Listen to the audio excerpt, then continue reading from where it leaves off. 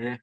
All right. As I was saying, I really appreciate you being with us, being present for the 2024 People's Social Impact Conference presented by SETC, the social economy through social inclusion. I'm your host, Ryan Knight, here to bring to you another enlightening conversation, this one touching on data and cybersecurity in the nonprofit sector and philanthropic sector. Yes, and I'll mention them and then have them introduce themselves. But just before I do, we always begin things by acknowledging the original stewards of the various lands we are on. We also acknowledge our ancestors. We acknowledge all those who toiled without compassion or compensation.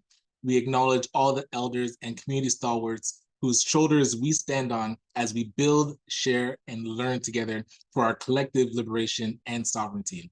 Again, we have a stellar panel, as I mentioned, joined to us with, you know what? I'm going to get some of the last names wrong. So I know we have Karen, Arlene, Liz, Charles, and Kathy. So I'll go in that order. First, Karen, if you could introduce yourself to let those know the great work that you're doing and a bit of your background. Thank you very much, Ryan. Hi, everyone. I'm Karen Milligan. I'm the Executive Director for Ontario 211 Services, which for those of you who aren't familiar with 211, first of all, it's a helpline 24/7 providing navigation assistance to people who are seeking support for a variety of different needs that they might be facing or challenges they might be facing. So available 24/7, offering service in more than 150 languages through a teleinterpreter service. And at the backbone of all of that is a very comprehensive database of services across the province of Ontario. So our role is more of a system coordinator, system steward, to ensure that we are able to reach 100% of Ontarians and ensure that our data represents the services available in all communities across the province. Lovely. Appreciate that, Karen. And I'll go to Arlene McDonald next. If you can give us a brief introduction and let us know about the great work that you've been doing. Good to see you. Thank you, Ryan. Arlene McDonald. I'm in Mi'kma'ki on the northeastern coast of Nova Scotia, a beautiful coastal community. I work now for myself basically as a consultant, capacity for impact consulting, website and marketing to come.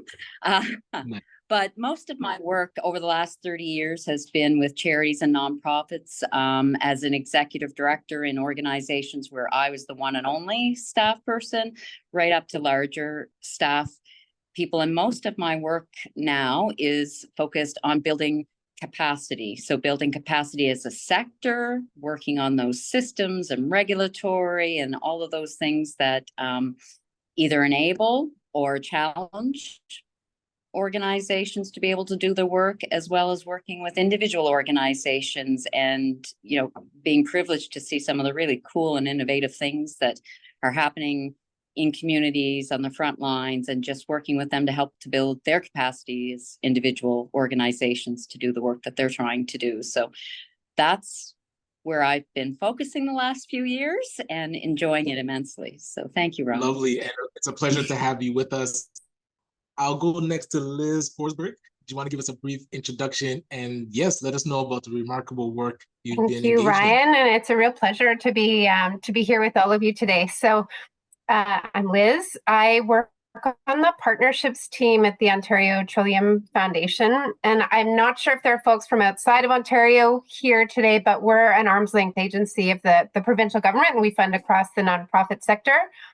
And I lead a portfolio of partnerships that are working to cultivate a healthy ecosystem for data, learning, and action in Ontario's nonprofit sector. Not a data expert by any sense of the means. I actually arrived at the foundation from the arts and culture sector, where I was an AD of a community engaged arts organization for many years, and I got hired to lead the arts and culture strategy. And fast forward a few years, and now I'm working in the data space. But I actually think that's not a bad thing to not be a subject matter expert, because I really understand context and how how these conversations are impacting those who are working and leading nonprofit organizations. I wanted to say I'm joining from Treaty 13 territory, Toronto, and I want to make a connection to data and data infrastructure here, because this territory that I'm living on, I have the pleasure of living and working on, is subject to the Dish with One Spoon Wampum Agreement. And this is an agreement that was developed between the Anishinaabe and the Haudenosaunee to peacefully share and care for the land around the Great Lakes, just ensuring sustenance and life. And I was reading an ebook that Animiki published called Data Back. And it was talking about how wampums and wampum agreements were part of the complex Indigenous data systems of collective oral record keeping. And this wampum agreement really centers the principle of, it codifies reciprocity. And if citizens of this land were actively engaging and representing or living the values in this, I think we'd be living in a much different place. So this principle of reciprocity is a huge theme that's coming up in all of the conversations that I've been having across the sector and with people on this panel around the data ecosystem for the nonprofit sector. So I wanted to just make that connection between that agreement and the conversation we're having today. Excellent. I appreciate it. That's right. We appreciate you being here. So I'll go next to Kathy Barr, just to let us know a bit about your background and some of the remarkable work that you've been engaged in. Thanks, Ryan. So my name is Kathy Barr, and I am currently, and for the last few years, Vice President Research and Strategic Relationships at Imagine Canada. Previously held other positions here at Imagine. I've been at Imagine since before it was Imagine. So since 2002, so I originally started working with the Canadian Centre for Philanthropy. And then when the Canadian Centre for Philanthropy merged with the Coalition of National Voluntary Organizations to form Imagine Canada, since then I've been working with Imagine Canada, or for Imagine Canada. And I'm actually located in Guelph, which is on Treaty 3 territory, between the Lakes Purchase, which at the moment is now is pretty much located around the first Six Nations Reserve in Brantford, but historically covered the land that I now live on. And my role, for those who maybe don't know Imagine Canada well or at all, Imagine is kind of the umbrella organization for charities and nonprofits in Canada, the national organization. There are other national organizations, of course, but Imagine is really the only one that our membership and our stakeholders include the entire charitable and nonprofit sector. And we do a lot of research and public policy activity for the sector as a whole, and a variety of other things. My focus throughout a lot of my years at Imagine Canada was actually conducting research on nonprofit organizations and various parts of the sector. For the last 3 or 4 years, probably 4 years, I would say, an increasing amount of my time has been spent on advocacy, primarily advocacy relating to data. So, and relate data, and particularly data collected by the federal government or not collected by the federal government about the charitable and nonprofit sector. Excellent. And I appreciate you being here as well. And we'll round it out with Charles Buchanan. You let us know. Yeah, hi Ryan, good seeing you. Yeah, thanks for. Hey, always good seeing you. Yeah, thanks everyone for being here. So yeah, I'm Charles Buchanan, and yes, I'm under a foot of snow in lovely Treaty 7 territory, Calgary, Alberta, Canada, which is so we're going to be holed up for the next few days. And so a little bit of background. I'm a computer engineer. I've been out west. I'm a refugee from Toronto 31 years ago. And for the last 8 years, I've been running Technology Helps, which is an organization that's focused on, with a grand mission to end technology poverty. And by ending technology poverty, we focus on helping organizations that are in the nonprofit sector, charitable sector, social purpose and equity seeking. So we've gone beyond just helping the organized people who are helping the people, but the people who need our help, which is members and equity-seeking entrepreneurs. So how we do that through, these are systemic problems, and we do it through systems of support and the systems of security, which is cybersecurity for the most part, and support, which includes data and the effective use of data, which we'll talk about through this conversation. So happy to be here and look forward to this chat. Excellent. And yes, we'd love to start with you to give a bit of context to how you tackle this mission with approaching data in the nonprofit and philanthropic sectors. What's your perspective on how we should be approaching it? So it's sorry, it's very dry here. So how we should be approaching it is the good thing is 8 years ago when I started this work, and that was my first brush with nonprofit. Like, I came from a long corporate career and jumped into nonprofit thing, not with the assumption that we could fix everything, but it was the state of data in the sector was horrible. It has not improved a lot, but data is critical, and people here will be talking more about why data is important to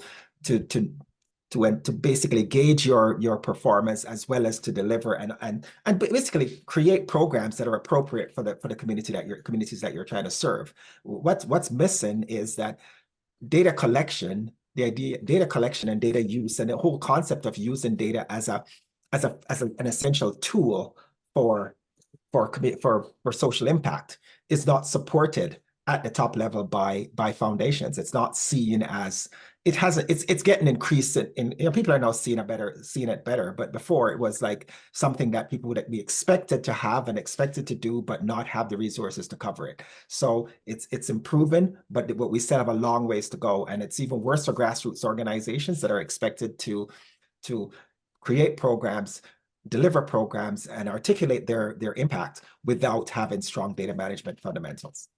Okay, and I appreciate that perspective. And Karen, I'll go to you next, as you're talking about 211. So you must be collecting so much data from the community. I'm curious how you would put into context of how we approach this mission of data in the nonprofit sector. Yeah, absolutely. Thank you, Ryan. And I think, first of all, I will stop and kind of explain the two buckets of data that 211 collects as part of its work, because the first bucket, if you will, is kind of the supply side of the equation.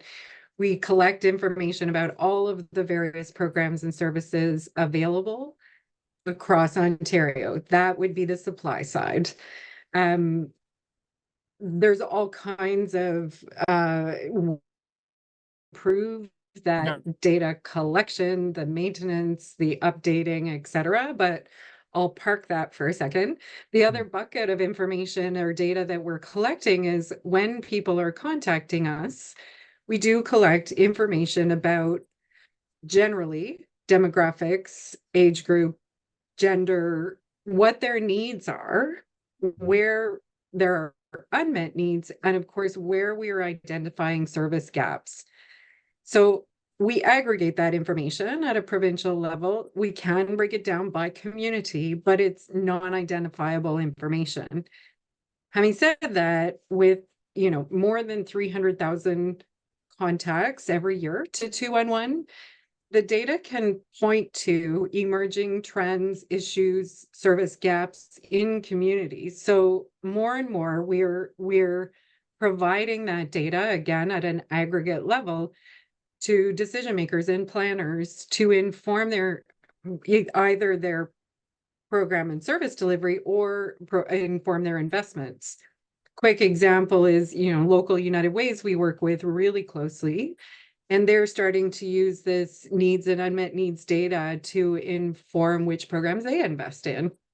So all to say, that's just kind of defining what the buckets of information are from a data perspective. But of course, we also play a role, I would say, in intersections between many different systems across the province, between health, between social services, legal services, community-based services, and everything else in between. And what we are constantly struggling with from a data collection and data sharing perspective is that the data is not all consistent, right? So data harmonization is a huge, huge issue.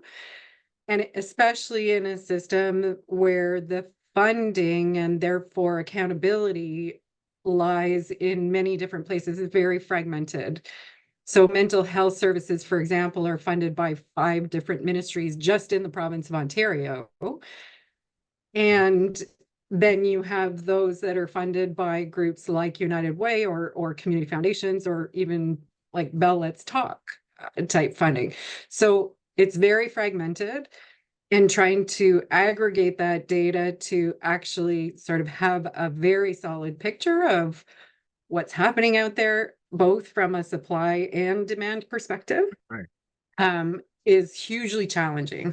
Excellent. And I'll continue on this trend of organizations that collect so much data. And I'll go to you, Liz, with Trillium. I was going to say OTF. I have to make sure and say them out. So with the Ontario Trillium Foundation, I'm sure you're seeing so much data come in on what is needed in the community. So I'm curious to get your context on how you approach the data side and the collection of it in the work that you do. So I'm gonna take a step back, and then I'll try to get to what you're saying. Yes. But in terms of the, through partnerships, we're looking at this ecosystem level. So as a funder, we're part of this much larger data ecosystem, nonprofit data ecosystem. We're part of this really complex environment of codependent networks and actors that contribute to data collection, transfer, and use. And certainly OTF is a large player as a funder in Ontario, but it also includes nonprofits, charities, all the intermediaries that serve them, government, other funders, academia. And all of us are playing a role in the production of knowledge and making sense of all of this data in and about the sector, through collection, sense making and use of data. And as a funder, we certainly collect vast amounts of data from our grantees, and I would say hoard that data. And I don't think it's inappropriate to use the word hoarding. We're also, so we have practices around data that are impacting this ecosystem, but we also funding, and we make funding choices. Some of our funding goes directly to organizations through grants that might be supporting some organizational infrastructure around data collection. And then my role is more around these co-created partnerships with many partners to think about data at the ecosystem level. And through our portfolio of partnerships, we're thinking about how that overall ecosystem is functioning or not functioning, and what investments we need to make alongside others at a systems level to support a healthier data ecosystem. But not only what investments, what are the practices that funders as a whole need to be changing as well. So we're asking ourselves a lot of questions. We're in conversation with other funders and other actors in that data ecosystem. And what we're hearing is a bunch of tensions that I think are really important to name in this space. And ONN and Philanthropic Foundations of Canada have done some great research reports. ONN released last June a framework for nonprofit data strategies, and this unearthed a lot of interesting observations about what's happening right now in this space. And so one, Charles and Karen have spoken to this. It's a very fragmented and siloed ecosystem, and the players that are in this space are not aware of each other and the important work that's taking place. There's a real disconnect between academia and nonprofits, for example, and how we might be able to leverage some of kind of sense-making power to feed back into the sector, what this data is telling us. To function as an ecosystem that's aware of each other and understands that all the stakeholders are equal and important contributors, we really need systems coordination across nonprofits, academia, government, and funders. And that doesn't really exist right now. As funders, as Charles said, and I am in full support of his comments, as funders, we have historically underinvested in that infrastructure, and that needs to change. And we've been leading, I shouldn't say, we're working with other partners to have some conversations, and actually Victor through SETSI and Cinder has been part of that. We're having really good tough conversations about what it is that we need to be doing as funders. What do we need to be doing differently? Certain players in that data and learning ecosystem, like funders, government, and academia, really hold disproportionate power and influence within the ecosystem. So we need to recognize that and address that in a meaningful way. And then also the one last tension, like the individual players within this ecosystem vary in data capacity, awareness, and readiness, which can really in turn impact their ability to understand and participate in the ecosystem itself. So it's not just nonprofits that may vary in data capacity, but even funders vary in data capacity as well. So I think I'll leave it at that for now. I appreciate Thank you. taking that step back to give kind of the landscape. And Kathy, I'd love to go to you because I find Imagine Canada is kind of that 30,000 foot where it can give reports on how everything interconnects, but it also is at that grassroots where it lets people know where to find information. So I'd love to hear from you your perspective on the context of data and how it influences your work.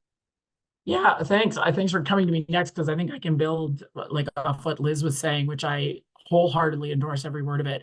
I think, and this is kind of point for me where things are really becoming clearer in the last maybe year or so, is this strong need to bring together the various players, and the top, the key players for me are the federal government in the form of particularly Statistics Canada, but also Canada Revenue Agency, because they hold some important data as well, but primarily Statistics Canada, to have stronger relationships with those bodies and with individuals in those ministries in regards to data, in terms of what's being collected and what's being shared and how it's being shared, and to the extent to which the sector is involved, the nonprofit sector is involved in making those determinations and having input into things. But also academics, as Liz mentioned. I'm a recovering academic myself. That was my life before I came to Imagine Canada. Yes. And I'm still involved in you never really leave academia, so I'm still involved in that a little bit with ANSWER, which is the Association of Nonprofit and Social Economy Research, and my involvement with the Masters of Philanthropy and Nonprofit Leadership at Carleton. So I think there are some important academic players, and Liz is totally right, they're not involved in these conversations, and they do have a lot of capacity and knowledge and skills that they can bring, particularly to the research part of it, as opposed to the data part of it. And then the other thing I'll say is that what we lack is the infrastructure to bring that all together. Like I personally think we need something like, and some people have heard me say this before, something like a nonprofit data lab or a nonprofit data center that becomes a center of excellence for all things related to data in the nonprofit sector. And this could include a center for coordinating with government, federal government in the first instance, but provincial governments potentially down the road. Mm-hmm. That is a center for advocacy in relation to data. Because I don't know how many people know this, but Statistics Canada is not mandated to collect data on the nonprofit sector. They are mandated to collect data on the agriculture sector, manufacturing, all kinds of other sectors. And you know what happens when government starts cutting funding? Who gets cut? The sector that is not, there's no mandate to collect that data. I am deeply afraid we are going to lose the gains that we have made over the last few years if we get a new government, because StatsCan's going to get their budget cut, and the first thing they're going to cut is things they're doing related to nonprofit data. So I think we need to be really strong on that advocacy piece, and we need a center for it. We also need more education and development, and that's another place where the academic community could help, because they're good at that. They know how to teach, how to collect data and use data and analyze data. We need to bring that together to make that training more available to nonprofits of how to use data, how to keep data secure, all those kind of things. And then we need a place to make, and this is maybe at the core of it, we need a place to make that data that is being collected by government and by ultimately maybe other nonprofits as well, the nonprofit sector, available to the sector to use in easily accessible ways, which is not happening right now. And we at Imagine Canada do try to do that as best we can, but we're not that big of an organization. We're like a $5 million organization that does 16,000 different things. So our ability to do that is limited, right? So like, this is why I think we need a center that's not Imagine, but maybe Imagine stewards it, I don't know, to bring all this knowledge together and really, because honestly, I'm coming to the end of my career. We've been talking about this for 20 years. Wow. And we need to actually do something and not just talk about it anymore. 100% valid. And preaching done. But I love, Arlene, if you can continue the conversation to give us your context on the role that you play in this mission of data collection and how it can actually support community work. Well, I mean, I agree with everything that's been said so far, especially Kathy, your points about, the necessity of an infrastructure, and, Liz and, 201, everybody's collecting so much information. We've got too many data points, Stephen, count available to us, but not really a structure to pull it all together, especially a structure that is in the sector where we can interpret it and make sense of it from the lenses that are important to us in the sector. I think that's one of the missing pieces, is we're still looking to government to collect, but also to interpret, to disseminate it back to us. And I think, that's a bit of an issue. But of particular interest to me right now is nonprofit data. So we keep using the term nonprofit, but what we're really talking about is charity data. And I'm living in a very small community where the number of nonprofits far outnumber the number of charities, yet we're using kind of our traditional systems of looking to the majority, looking to those charities, the people that we already have a relationship with. Charities have a relationship with federal government. So we go to the people we know, collect information on them, and then use that to determine what's good for everyone else. But in the nonprofit sector, where we don't have data and we're making, there's a lot of uninformed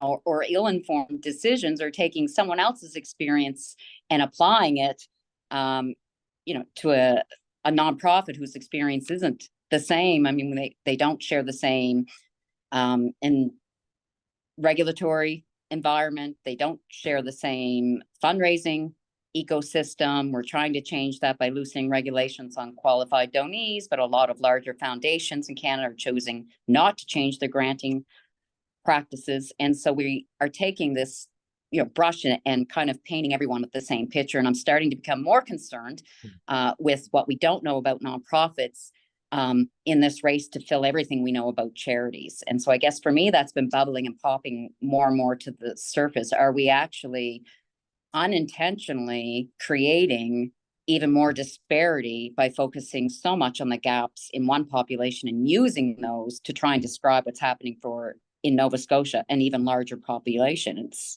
it seems counterintuitive to the principles and values that we're trying to approach this work from.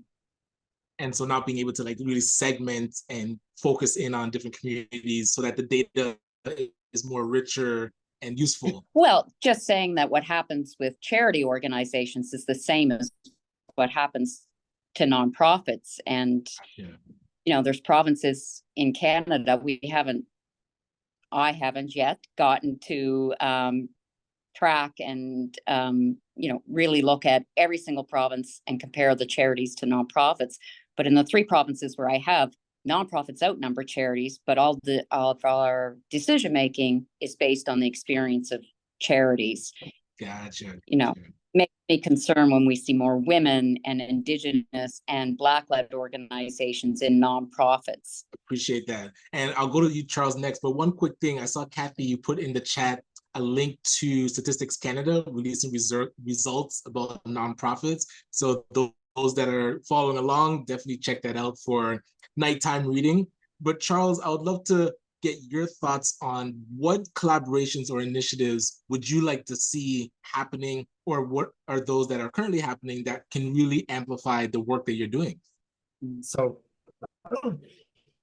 yeah, so it's there's some good I mean, like some good things happening. Like I think we've had mention of Cinder and the idea of having a nonprofit data, a data lab or a place where nonprofits could, that would be important, because there's a lot of fragmentation, or like, I mean, they call it distribution maybe, but fragmentation of resources. So there's, and it's not, I going back to funders and about how things are funded at the local level, where collaboration is expected, but not necessarily. The collaboration is not truly funded. It's like, we want you to collaborate, but we're funding one organization. So Cinder is a good is a good starting point, and has great potential. And then even there's some like Ontario 211, for example, is actually a data rich organization. So we're currently in some of our work now, we're building a system for connecting people with emergency food across Canada. And yeah, and we will be, Karen isn't aware of it yet, but we will be looking at the 211 database, because they currently have the best, they're currently serving people who are looking for help across the country. Gotcha. So if we're trying to serve people needing help, I don't want to go ahead and build a database and create a data source when one already exists. So there should be, I think, if more people were to look at who else might be doing this work. That's a question we typically ask when I'm because I spend some time on the funding side as well at a grant table.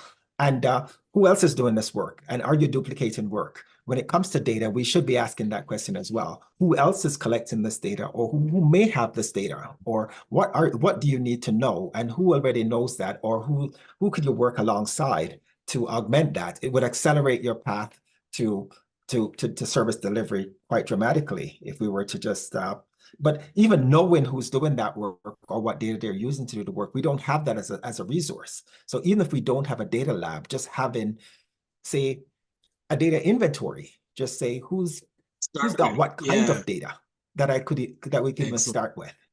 And it might not be happening in your geography, but because if it's not geographically based, if it's information that might affect certain populations, or you want to, or healthcare, then yes, it could be anywhere. Wonderful, and I appreciate that perspective. So, Kathy, I'd love to come back to you just to go a little bit deeper. You mentioned the data lab, and what kind of collaborations or initiatives would you want to see that can really amplify either that being created or amplify the work that Imagine Canada is already doing?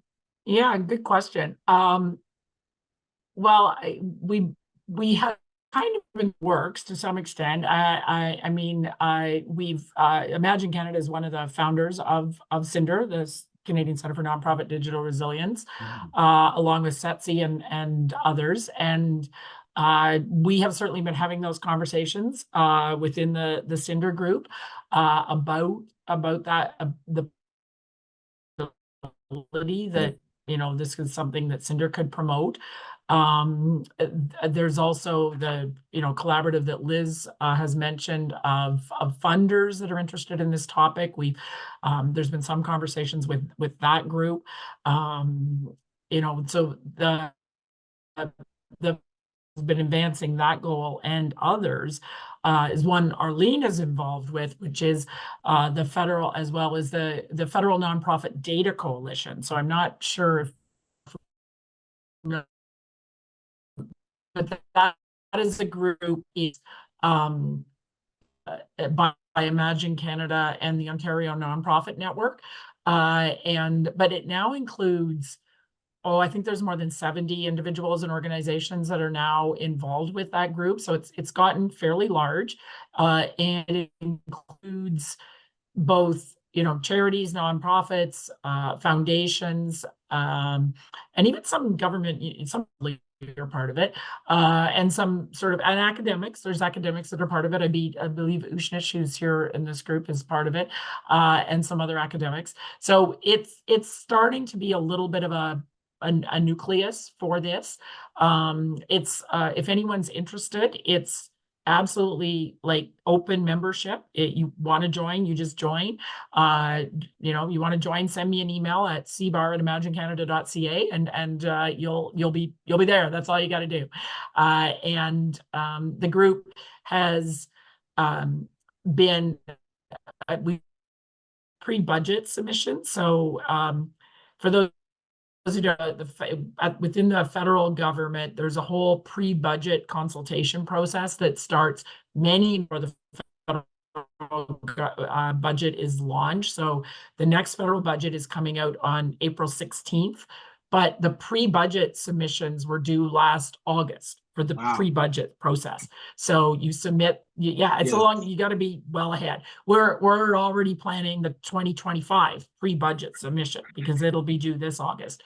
And the Federal Nonprofit Data Coalition has now submitted 2.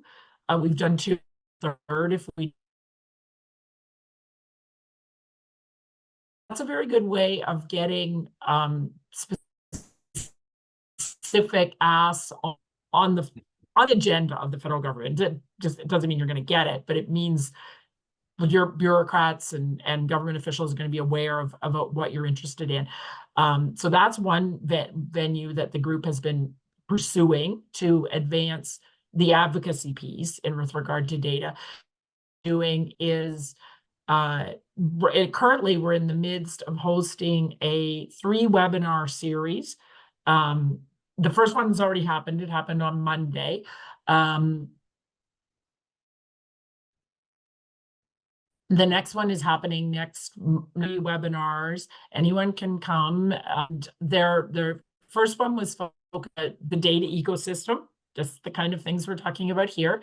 And the second one next week is going to be specifically focused on Statistics Canada data. And then we're also trying to organize a third one right now that would talk more about data collection. So good data collection, storage, and use practices. So that one would be a little bit different, and we're trying to get that one organized right now. So that group is itself trying to play both an advocacy role and a bit of a capacity building role as well. So that's another, and anybody here is welcome to join that group. Thanks. Or attend those webinars. Yeah, I appreciate you sharing the email, Victor. So Kathy mentioned it, but it's in the chat if you did want to join and send her an email. And so Karen, I'll come to you next to talk a bit about maybe some of the collaborations or initiatives that you'd want to see that could really amplify the work you're doing with 211.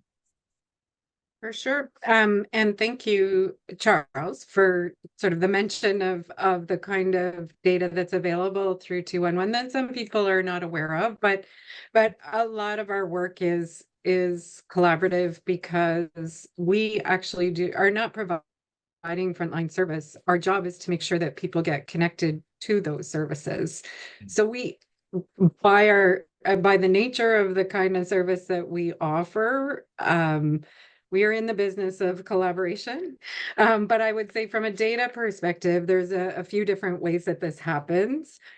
One of which is I mentioned the resource data, or that very large inventory of 60,000 programs and services in Ontario. And to Charles's point, lots of people may not be aware that we have that data. It's updated regularly. It's very standardized according to a North American accreditation body. And we have created mechanisms to share that data with other nonprofits in particular. And a large number of government clients as well, but essentially so that people are not having to recreate the wheel. So, again, we've developed different mechanisms for sharing that data, including through APIs directly into specialized portals, such as, for example, a recent one developed by Canadian Union of Postal Workers for their families who have kids with special needs. So it's called their Disability Supports Portal. It is powered by 211, we like to say. So the 211 data is coming in. They don't have to worry about keeping that data up to date. All they need to worry about is the front end. So there's some of those types of collaborations in place. And of course, we make all of that contact data that I talked about available through a public dashboard on our website. And people can go in on their own and sort of examine what are the top needs, unmet needs in a particular community, or they can look at it at a provincial level. But on the back end, we have entered into some data sharing partnerships in terms of that needs data as well. So during COVID, a quick example, there was a group of researchers engaged in an initiative called How's My Flattening?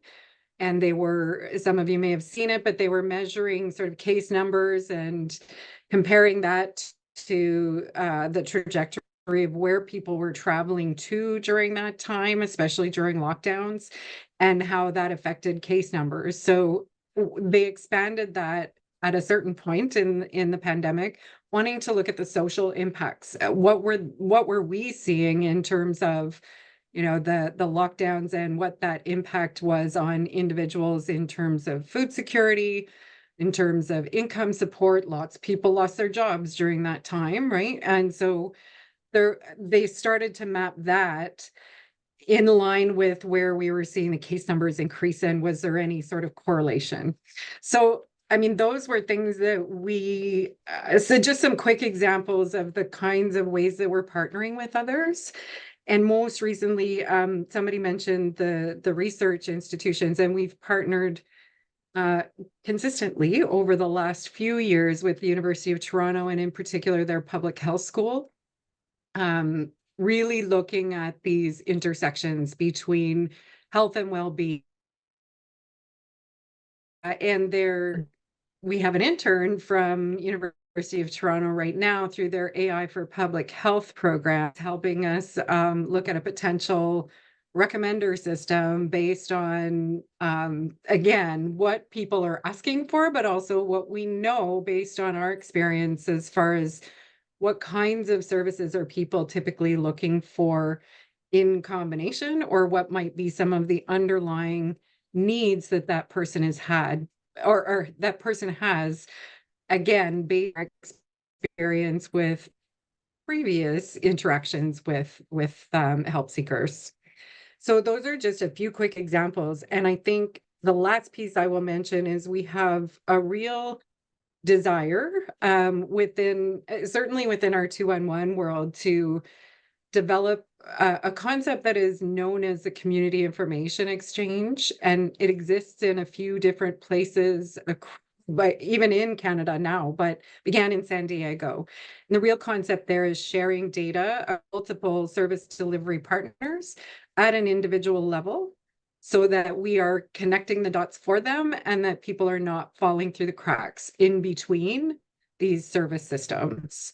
So that's a big piece, and it's a huge initiative requiring an intense amount of collaboration amongst, you know, very, very different network partners, including big health players and very small community organizations. So it is a monumental task, but something that we would definitely love to see move forward.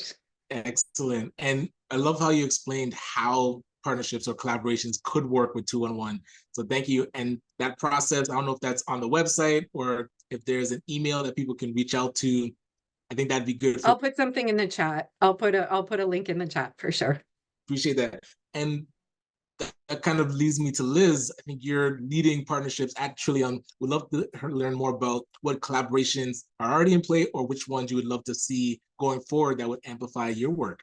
There's a lot of exciting work that's happening, and I just to kind of I can talk about some of the stuff that we're doing, but I want to build on something that Charles mentioned and then Ushnish kind of uplifted in the comments, and this idea of there's a duplication and people needing to navigate, you know, where to access data sets that may already exist, or where to access training that already exists. And one of the biggest things that we're observing in this like siloed ecosystem is that there needs to be this systems level coordination or navigation.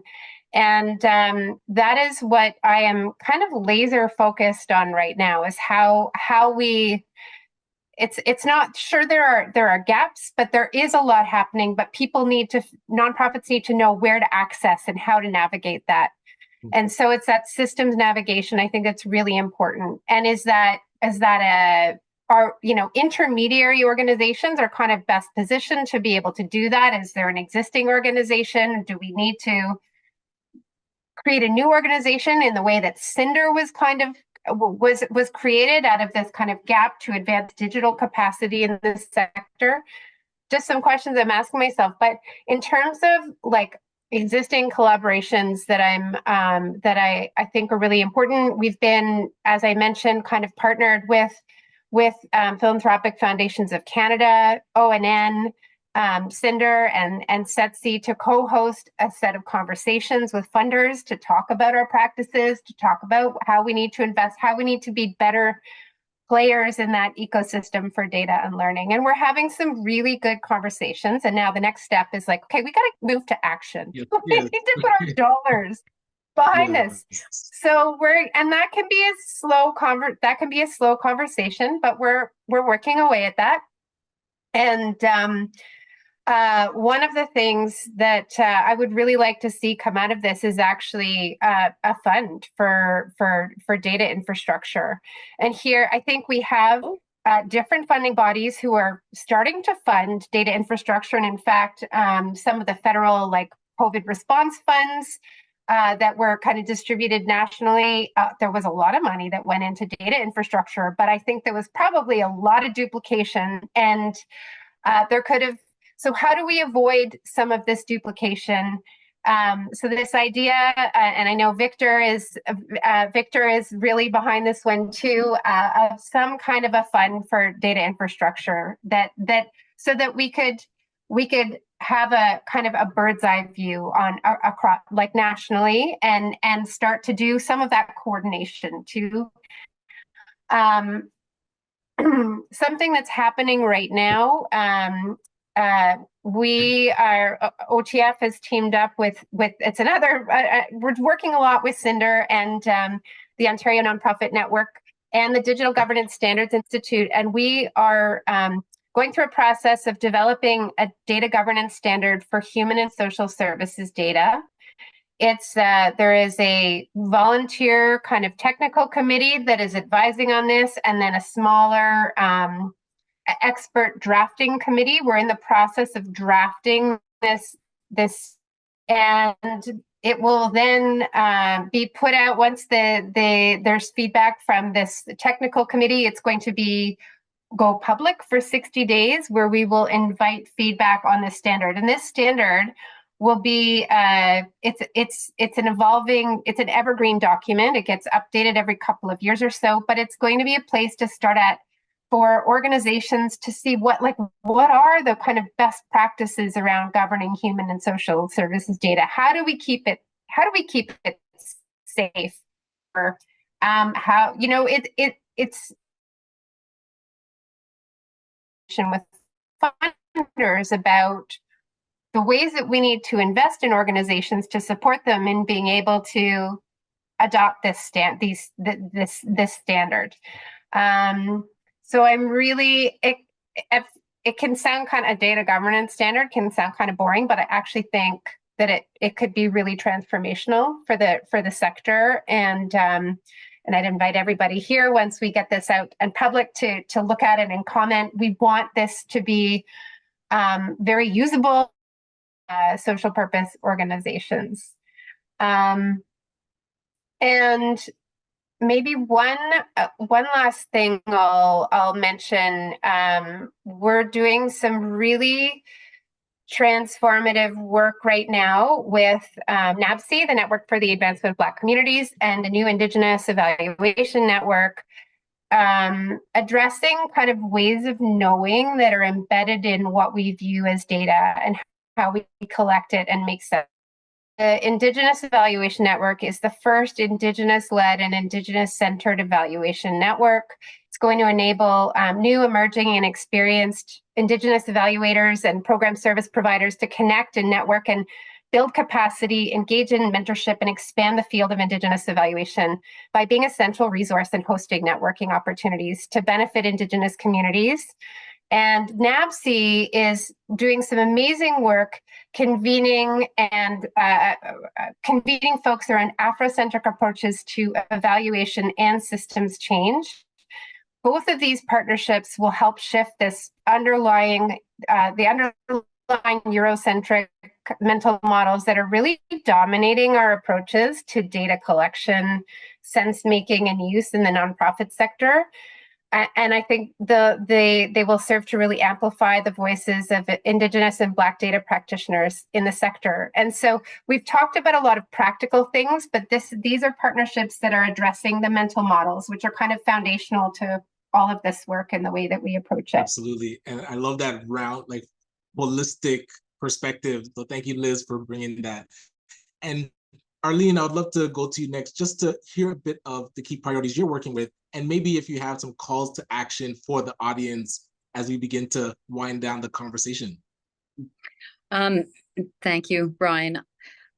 I'd really like to pick up on something that Liz said about what we know and how we use it, because I think it's really important. You know, we're determined to collect data, but I think we need to be just as determined to think about who's collecting it, how is it being interpreted, who's using it, who owns it, for what purpose are we collecting it.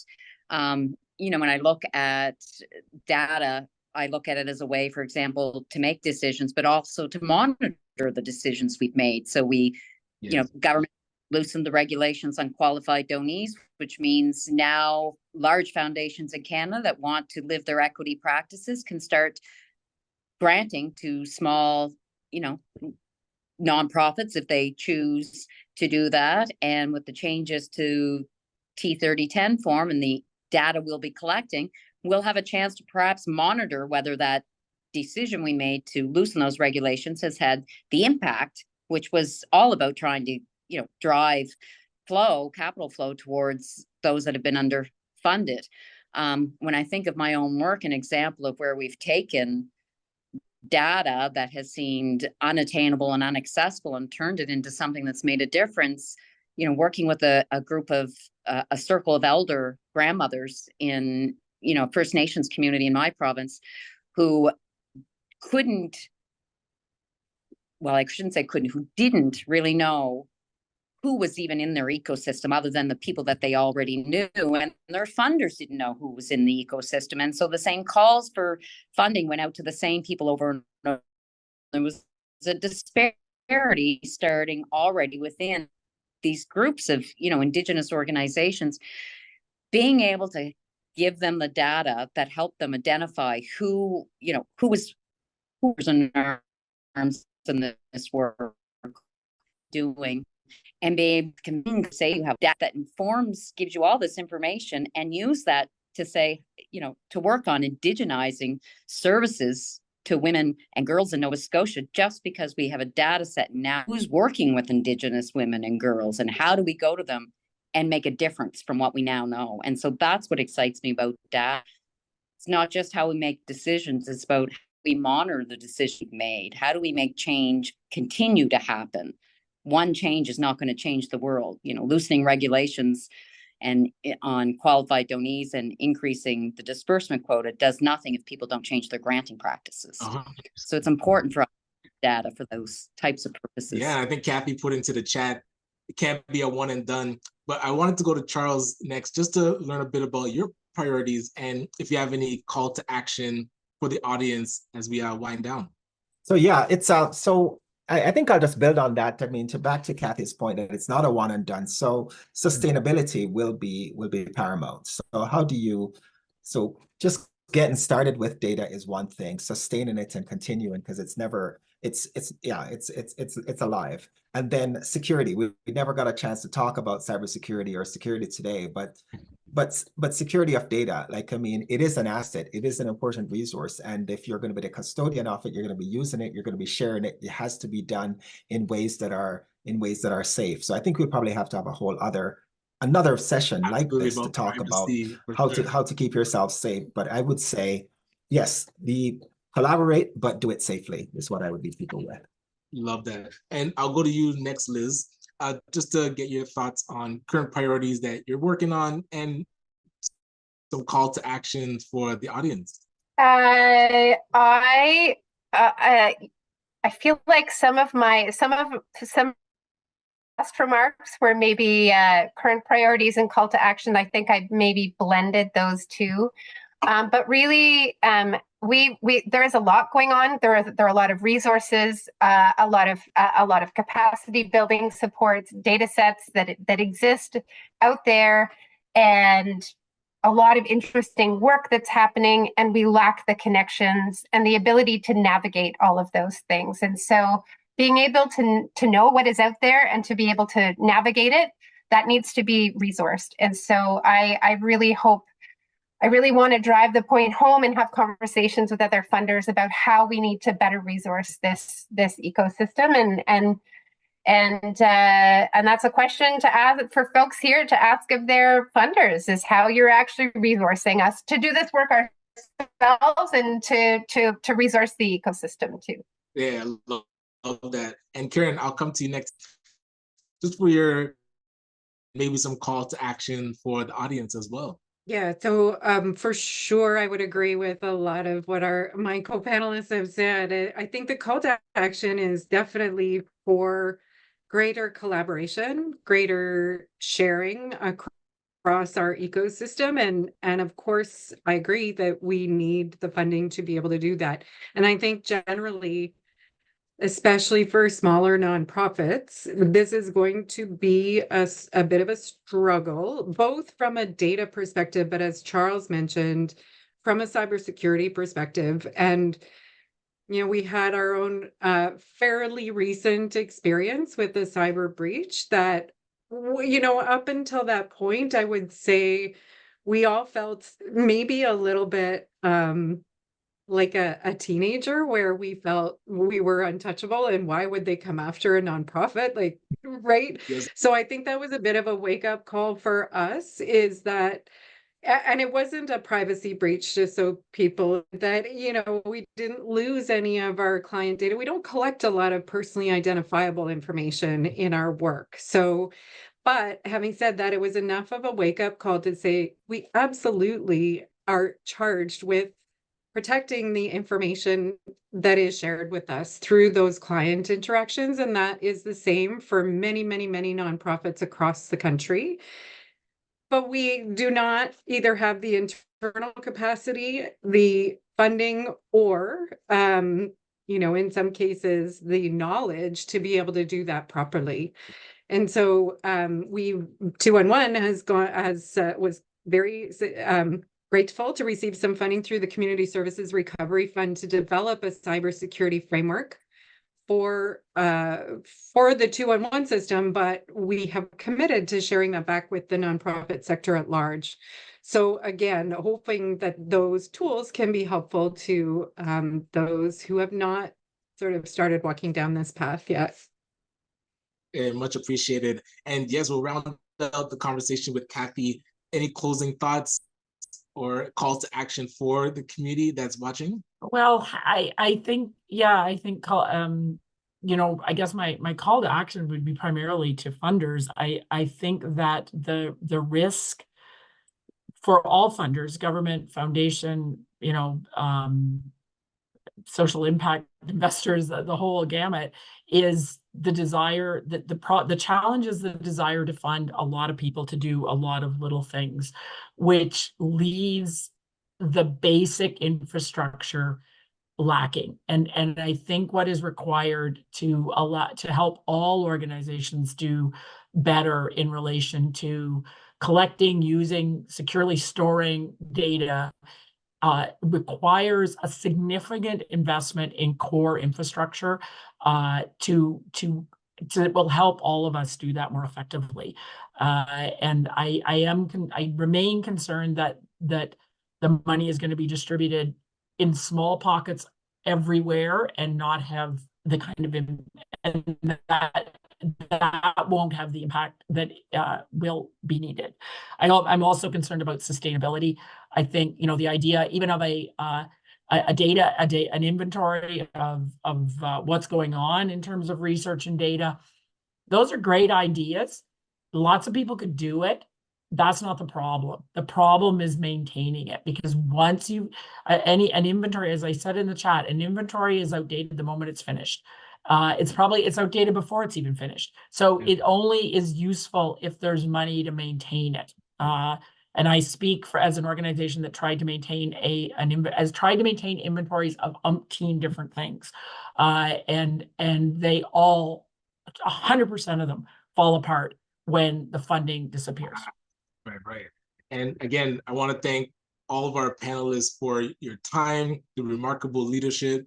And we always close the way that we began this conversation by acknowledging the original stewards of the various lands we are on. We also acknowledge our ancestors. We acknowledge all those who toiled without compassion or compensation. We acknowledge all the elders and community stalwarts whose shoulders we still stand on as we build, share, and learn together for our collective liberation and sovereignty. I really want to thank the audience and the continued audience as this is recorded and shared for the long term. Thank you for being part of the People's Social Impact Conference. It still is going. This is just technically day one, but we started yesterday. We have another conversation in about an hour. So looking forward to seeing you then. And again, thank you for your diligence and your leadership. And to our panelists, we really appreciate this enlightened conversation. So let's keep the conversation going and take this learning and start to implement. So let's go from theory to action. So we shall see you soon. Thanks so much.